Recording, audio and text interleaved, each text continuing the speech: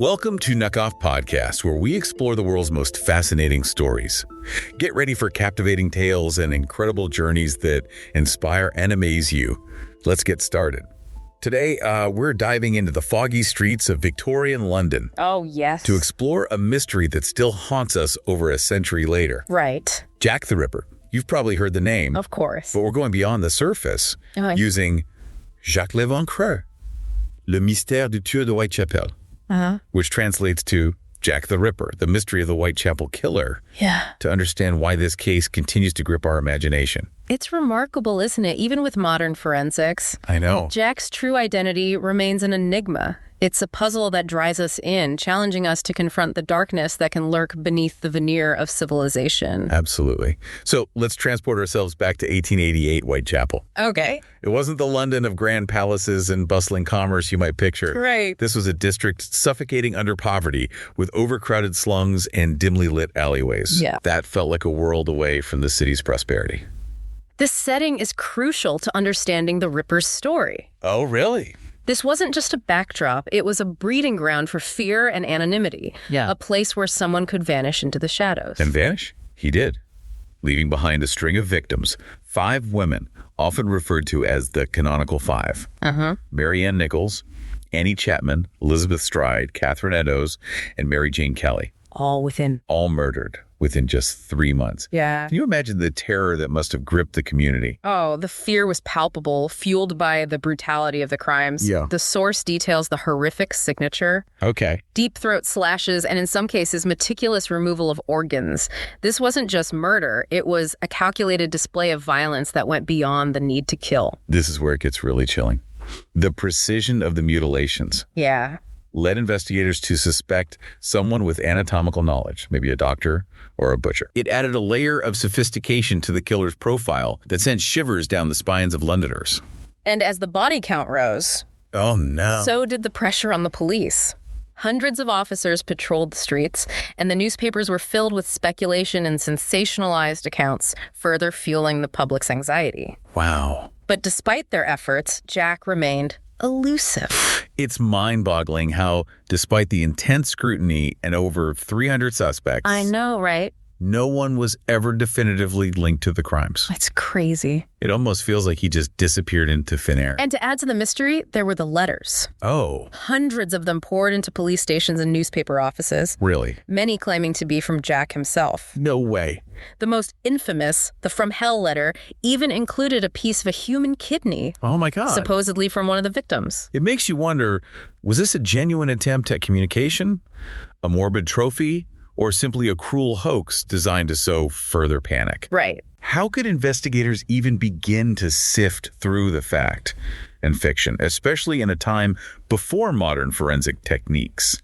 The letters, authentic or not, really added a psychological dimension to the investigation. Yeah. They gave a voice, however distorted, to the shadowy figure terrorizing London. It's true. It's fascinating to consider how these letters, Yeah. along with the media coverage, Right. shaped public perception of Jack the Ripper. It's like he became a mythical figure, a boogeyman lurking in the fog. Exactly. And speaking of figures, let's talk about some of the suspects our source highlights. Okay. We've got quite a cast of characters here. Yeah. One that stands out is Montague John Druitt, a barrister who committed suicide shortly after the final canonical murder. Druitt's case is intriguing because of the timing of his death. Right. It led to speculation that he was driven to suicide by guilt or fear of being caught. Makes sense. However, concrete evidence linking him to the crimes remains elusive.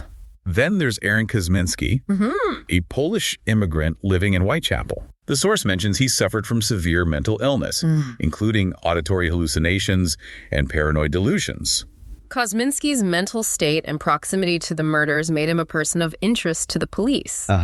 Some witnesses claim to have seen him near the crime scenes, Oh, wow. and his erratic behavior fueled suspicion. I see. But again, without solid proof, Right. his connection to the murders remains a theory. And we can't forget Walter Sickert, Oh, right. a prominent painter whose work often depicted the darker side of London life. Interesting. Some researchers have drawn parallels between his art and the Ripper's crimes. Ooh. pointing to his fascination with the case and his macabre subject matter. Sickert's connection to the case is primarily based on circumstantial evidence and later interpretations of his work. Yeah. Some argue that his paintings contain hidden symbols or clues related to the Ripper murders. Really? But this remains a highly contested theory. It's like everyone wants to find a neat and tidy explanation. For sure. A face to put to this evil. And that desire has led to a plethora of theories, some more outlandish than others. Oh, tell me about it. Our source even mentions whispers of a female Ripper. A female Ripper. An aristocratic conspiracy? Or even a police cover-up. Oh, wow. The sheer volume and variety of theories speak to the enduring power of this case. It really does. We crave answers, and in the absence of definitive proof, our imaginations fill the void. For sure. It's a testament to our fascination with the unknown and our persistent need to make sense of the senseless. It's incredible how, even after all these years, Jack the Ripper still inspires books, movies, and countless documentaries. I know, it's amazing. He's become a cultural icon. Definitely. A symbol of unsolved mystery and the darkness that can lurk beneath the surface of any society. The Ripper story transcends its historical context. You think so? It taps into our primal fears, reminding us that even in the midst of progress and civilization, the shadows can harbor unspeakable horrors. And what's striking is that his legacy isn't just about fear. It's not. There's also a strange allure. Oh. A fascination with trying to unravel the puzzle. Makes sense. We analyze the evidence, debate the suspects, and craft our own theories. Yeah. Hoping to finally shed light on the identity of this elusive figure. Perhaps it's the very impossibility of a definitive answer that keeps us coming back. Right. Jack the Ripper remains a blank slate onto which we project our own interpretations, anxieties, and fascination with the macabre. It's a case that forces us to confront not only the brutality of the crimes, but also the limitations of our own understanding. True. Despite advancements in forensic science and countless hours of investigation, we're still left with more questions than answers. And perhaps that's the most unsettling aspect of the entire story. Oh. The realization that some mysteries may never be fully solved. Yeah. That the shadows of the past can linger, challenging us to grapple with the unknown and the unsettling truth that some doors may forever remain closed. Yeah, it really makes you think, huh? It does. The Jack the Ripper case, it really serves as a reminder, I think. Of what? Of the boundaries of human understanding. Oh, interesting. We can analyze and theorize and investigate all we want, but sometimes the fog of time, it just refuses to lift. And yet, it's that very fog that draws us in. Right. Beckoning us to explore its depths. Yeah. I have to admit, even knowing that we may never have a definitive answer, there's a part of me that still wants to keep searching, you know?